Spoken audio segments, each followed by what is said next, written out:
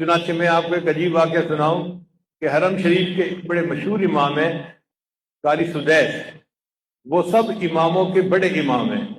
وہ مکہ مدینہ کے بھی بڑے امام ہیں اور مدینہ طیبہ کے بھی بڑے امام وہی ہیں، یعنی دونوں حرمین کے بڑے ائمہ میں وہ بڑے امام وہ ہیں، اور بہت اچھا قرآن پڑھتے ہیں۔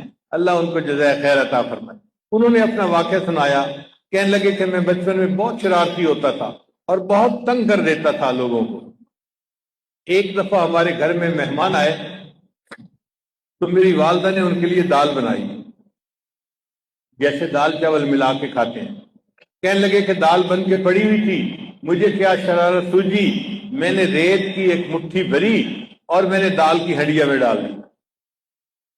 اب جب مہمانوں کے کھانے کا وقت آیا تو دال کے اندر ریت، تو سب مہمان بڑا پریشان، گھر والے اس سے زیادہ پریشان۔ کہنے لگے کہ پھر میری والدہ کو بتایا گیا کہ جی دال کے اندر تو ریت ہے، تو امی نے جب سارا پتہ کیا تو پتہ چل گیا کہ ریت میں نے ڈالی ہے۔ اس وقت امی بڑے غصے میں تھی۔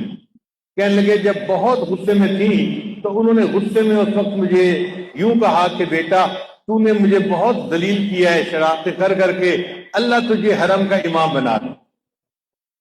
ماں نے غصے میں جو بد دعا دی تھی، کہتے ہیں اللہ نے وہ قبول کر لی اور آج اللہ نے مجھے حرم کا امام بنا دیا۔ تو آپ سوچئے اگر ماں کی غصے کی بد دعا بھی قبول ہو جاتی ہے تو خوشی کی دعا کیسے قبول ہوتی ہوگی؟